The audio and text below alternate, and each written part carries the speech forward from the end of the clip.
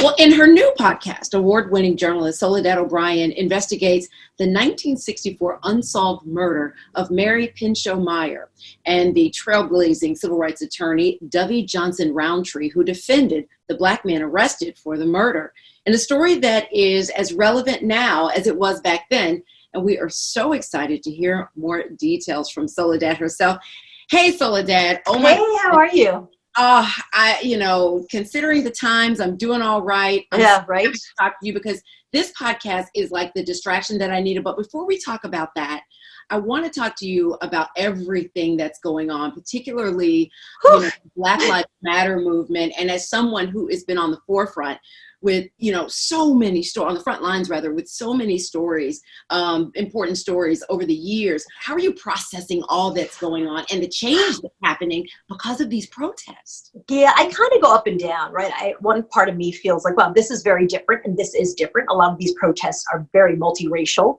A lot of these protests, I think, are kind of grabbing the hearts and the minds of the people who might not be in the protest, but who are in the community cheering them on. I think that those things are remarkable and unusual. And yet, as you well know, George Floyd certainly wasn't the first, and he's not going to be the last. I think it's a different time, and I'm excited for it to be a different time, and it'll be really interesting to see how it plays out in the election, obviously, and also just in how people decide to move forward.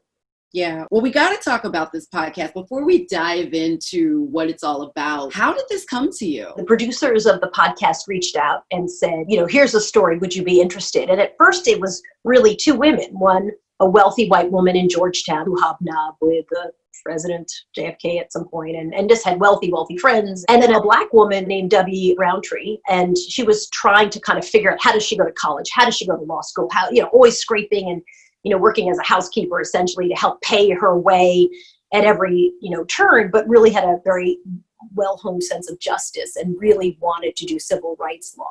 So watching these two women in the 1960s, where society was kind of saying to both of them, like, yeah, well, we're good with you guys up to here. Like this is, women's rights were not paramount and we're being part of a discussion. And then it gets crazy because once Mary Pinchot Meyer dies, the scramble for everybody and their mother to get to her diary, including the CIA, and, of course, to understand the relationship, the affair she had with JFK, the president, and the love letter he wrote to her, which we have. I mean, it's just insane. So it starts off as like a civil rights story, and then at some point we had to dive into conspiracy theories because there are so many, and all those things I mentioned aren't even the conspiracy part. Like, that's just what happened. So it's a very weird, crazy story with lots of twists and turns, but at the heart of it, two women who were trying to figure out how to make their way.